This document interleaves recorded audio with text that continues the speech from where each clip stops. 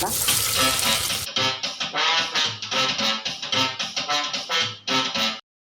हाय hello नमस्कार, welcome back to my channel. तर माझं नाव दिशा आहे आणि स्वागत आहे तुमचं माझ्या चॅनलवरती. तर आज आहे अक्षय तृतीया. तर तुम्हा सर्वांना माझ्याकडून अक्षय तृतीयाच्या मनापासून खूप खूप खूप शुभेच्छा. तर अक्षय तृतीयाच्या निमित्ताने मी तुमच्यासाठी आज घेऊन आली आहे आमरस थाळीची संपूर्ण डिटेल्ड रेसिपी. तर ह्या थाळीमध्ये मी तुमच्यासोबत शेअर करणार आहे हिरव्या वाटणातील बटाट्याची भाजी, आमरस, टम्म फुगलेल्या पुऱ्या, त्याही जास्त काळ फुगीर राहाव्यात त्यामुळे काही टिप्स दिल्यात मी. त्याचसोबत मी तुमच्यासोबत आज शेअर करणार आहे मसाला भाताची रेसिपी. त्यामुळेच हा व्हिडिओ शेवटपर्यंत पाहत राहा. तर सगळ्यात आधी इथे मी पुऱ्या बनवून घेते. तर पुऱ्यांसाठी मी इथे गव्हाचं पीठ घेतलंय फक्त. यात मी काही रवा वगैरे ॲड नाही करत आहे. रवा ॲड केल्यावरती फुगतात पुऱ्या, पण त्या थोड्याशा कडक होतात, त्यामुळे मी फक्त गव्हाच्या पिठाचा यूज करते इथे. तर ह्या गव्हाच्या पिठामध्ये मी ॲड करणार आहे मीठ, चवीनुसार मीठ ॲड करते.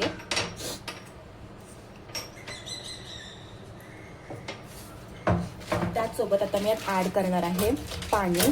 तर लागेल तसं थोडं थोडं पाणी ॲड करून हे पीठ असं घट्ट असं मळून घ्यायचं आहे. जास्त सैल नाही मळायचं आहे पीठ. अगदी थोडंसं पाणी ॲड करते मी यात.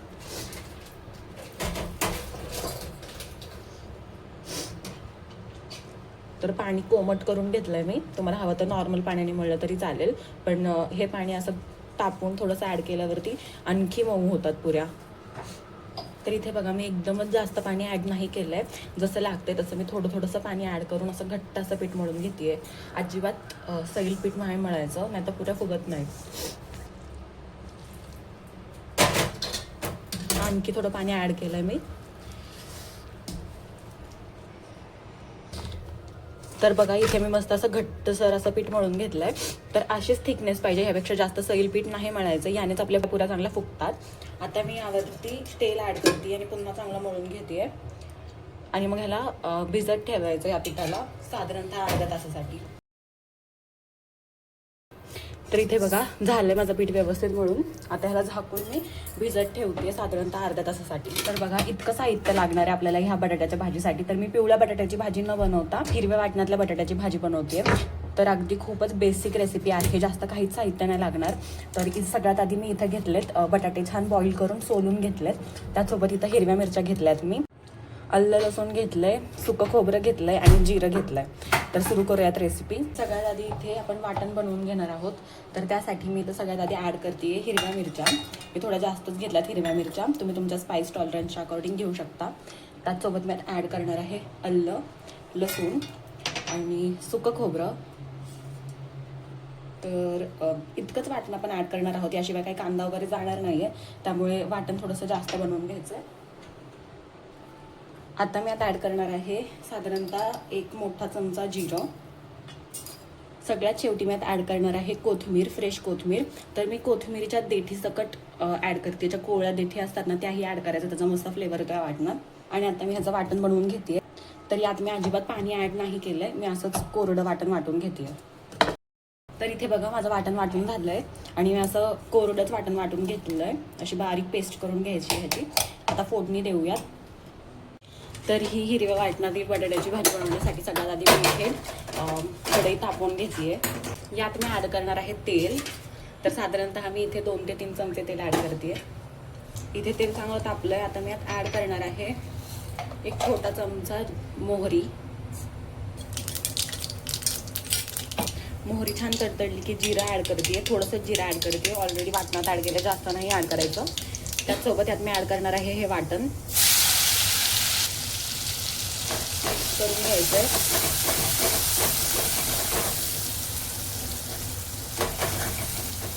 मी गॅसची फ्लेम स्लो ठेवली आहे, हे वाटण पटकन करपतं, त्यामुळे हाय फ्लेमवरती नाही परतवायचं याला. तर खूप जास्त फ्लेवरफुल लागते ही भाजी, हिरव्या वाटणात आपण बनवतो त्यामुळे. तर नक्की ट्राय करून बघा ही रेसिपी आणि मला कॉमेंट्समध्ये सांगा.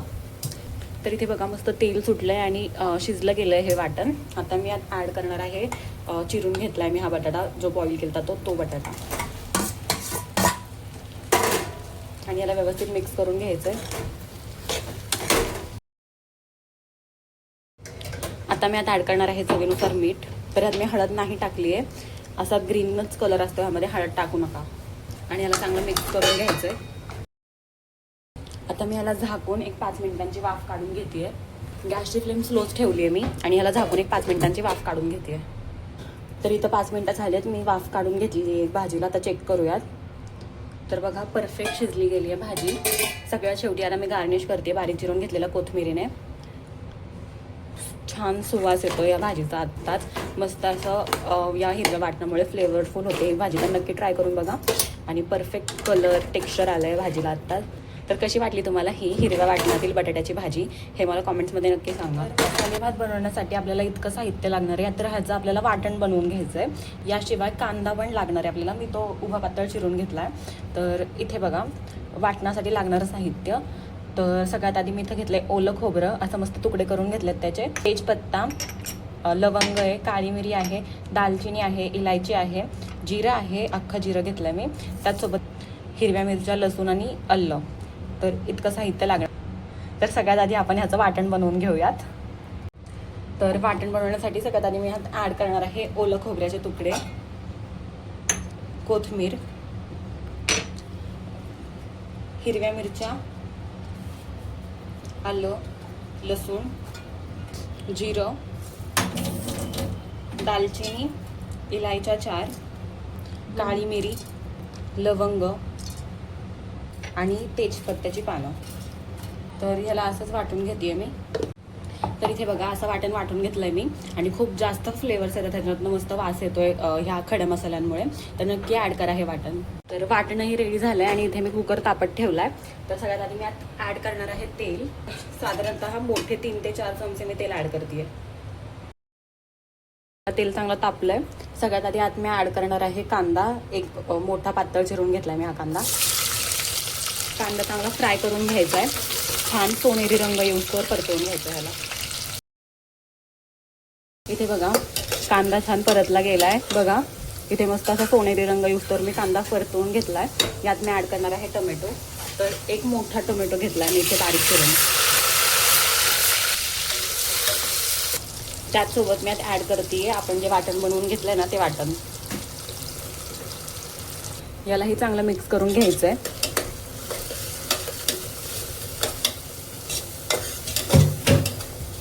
गॅसची फ्लेम हाय ठेवली आहे मी. हाय फ्लेमवरती साधारणतः 1 ते 2 मिनटं आपल्याला ह्याला छान शिजवून घ्यायचं आहे, परतवून घ्यायचं आहे तेलामध्ये. तर खूप जास्त फ्लेवरफुल वास येतो ह्याचा आत्ताच. नक्की ट्राय करून बघा ह्या मसाल्या भाताची रेसिपी. तर मी आज ॲड करणार आहे आत्ता 1/4 टीस्पून हळद. हळदीला हे चांगलं मिक्स करून घ्यायचं आहे वाटणासोबत. तर इथे हे वाटण परतते तेलामध्ये, तोवर मी पाणी गरम करत ठेवते. आपल्याला गरम पाणी ॲड करायचं भाताला. तर मी ज्या मिक्सरच्या भांड्यामध्ये वाटण वाटलेलं ना त्यातच पाणी घेऊन ते पाणी तापत ठेवलं आहे. तर इथे बघा हे वाटण छान फ्राय झालं आहे, परतलं गेलं आहे व्यवस्थित, तेल सुटलं आहे वाटणाला. आता मी आता ॲड करणार आहे मटार. तर इथं मी फ्रोझन मटार घेतला आहे. साधारणतः 1/4 कप घेतला आहे मी. त्याला चांगलं मिक्स करून घेऊयात. इथे मी आता ॲड करणार आहे गरम करून घेतलेलं पाणी.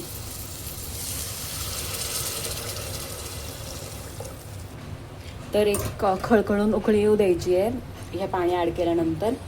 तर मी ह्या वाटीने 2 वाटी बासमती तुकडा तांदूळ घेतलेला.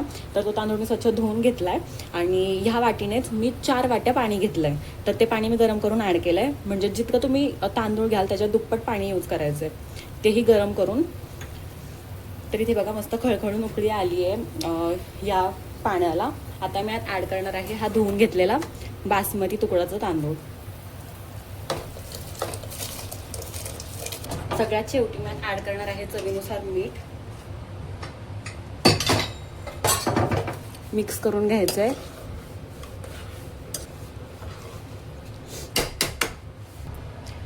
तर इथे मी कुकरचं झाकण लावून साधारणतः एक शिट्टी करून घेते स्लो फ्लेमवरती.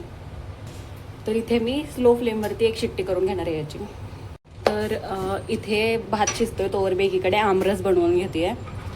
तर इथे बघा मी हे आंबे स्वच्छ धुवून साधारणतः 2 ते 3 तासासाठी भिजवत ठेवलेले, जेणेकरून ह्याची हीट कमी होते. तर आता आमरस बनवायला घेऊयात.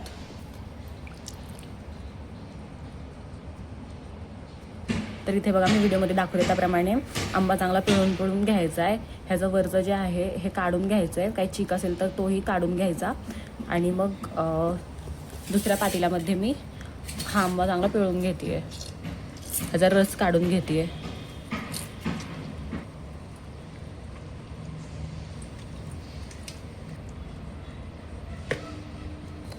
आता इथे बघा मी ह्याचं जे साल आहे ते वेगळं करून घेते आहे आणि ह्याची जी कोय आहे तीही वेगळी करून घेते आहे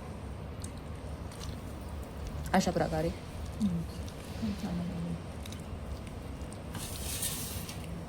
तर मी इथे एका प्लेटमध्ये कोय वेगळी करते आहे, इथे कोय आणि साल वेगळं करून घेते आहे. अशा प्रकारे मी बाकीचेही आंबे सगळे पिळून घेते आणि मग तुम्हाला दाखवते. तर इथे बघा मी सगळ्या आंब्यांचा रस व्यवस्थित काढून घेतला आहे, छान पिळून घेतलेत सगळे आंबे आणि त्यांच्या कोय आणि साली ज्या होत्या त्याही व्यवस्थित धुवून त्यांचाही रस यामध्ये मिक्स केला आहे. तर त्याचसोबत आता मी यात ॲड करणार आहे इलायची पावडर आणि साखर मी अशी वाटून घेतली आहे, ती यात ॲड करते आहे मी. याने काय होतं, ही साखर पटकन विरघळली जाते यामध्ये आणि मिक्स होते व्यवस्थित. त्यामुळे मी अख्खी साखर टाकण्यापेक्षा अशी पावडर्ड साखर ॲड करणं प्रेफर करते. आता त्याला व्यवस्थित मिक्स करून घेऊयात.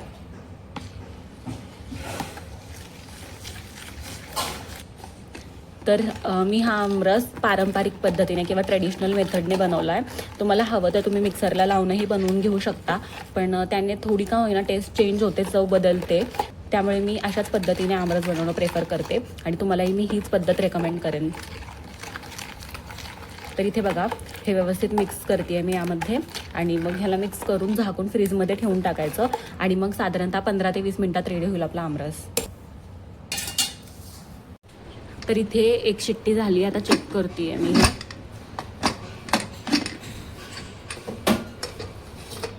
बघा परफेक्ट शिजला गेला आहे भात आणि रेडी झाला आहे आपला हा मसाले भात. तर एकीकडे माझं आमरसही रेडी झाला आहे. आता सगळ्यात शेवटी मी इथे पुऱ्या लाटून घेते आहे. तर इथे बघा पीठ चांगलं मुरलं गेलं आहे. आता ह्याचे छोटे छोटे गोळे बनवून मी पुऱ्या लाटून घेते आहे. तर जास्त जाडही नाही किंवा जास्त पातळही नाही, असे मीडियम साईज पुऱ्या लाटायच्या आहेत. तर बघा असे गोळे बनवून घेते मी एकसारखे. तर इथे बघा एकसारखे असे मस्त मी गोळे बनवून घेतले, त्याला लाटून घेऊया. तर इथे बघा मी एक गोळा घेतला आहे, मी व्हिडिओमध्ये दाखवले त्याप्रमाणे अलगद हाताने ह्याला दोन्ही साईडने एकसारखं लाटून घ्यायचं. जास्त जाडही नाही लाटायचं किंवा जास्त पातळही नाही लाटायचं. अशी मीडियम साईज कन्सिस्टन्सी असली पाहिजे या पुरीची, तेव्हाच ती चांगली फुगते.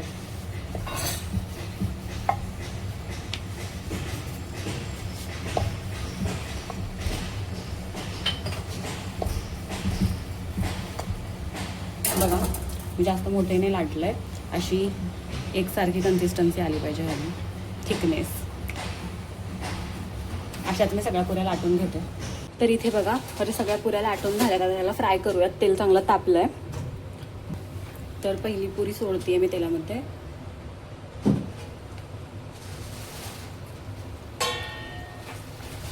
बघा तेल चांगलं तापल्यामुळे पुरी आपोआप तळून वरती आली आहे. आता ह्याला छान वरून असं तेल सोडायचं. तर इथे बघा मस्त फुगतीये पुरी. आता इथे अशी फुगली गेली पुरी की ह्याला फ्लिप करायचं आणि दुसऱ्या साईडनेही व्यवस्थित फुगू द्यायचं आहे. दुसऱ्या साईडने याला व्यवस्थित फ्राय करून घ्यायचं आहे, तळून घ्यायचं आहे. तर बघा काय मस्त काटोकाट टम्म फुगली ही पुरी.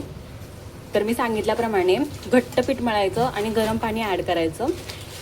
तर मग व्यवस्थित पुऱ्या अशा व्यवस्थित फुगल्या जातात आणि पुऱ्या चांगल्या व्यवस्थित फुगल्या जातात आणि जास्त काळ मऊ राहतात. तर इथे बघा व्यवस्थित फ्राय झाली ही पुरी, काढून घेते आणि अशीच दुसरी पुरी फ्राय करून घेते.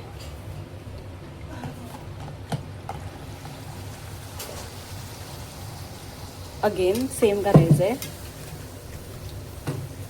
एका साईडने चांगली फुगली ही पुरी की ह्याला फ्लिप करायचं. बघा दुसरी पुरी टम्म फुगली आहे काठोकाठ व्यवस्थित आणि परफेक्ट कलर आलाय पुऱ्यांना. अगं दाखवण्यास पुरतं करते मम्मी. दाखवायला पण 3-4 सोड म्हणते का चांगलं वाटतं ते.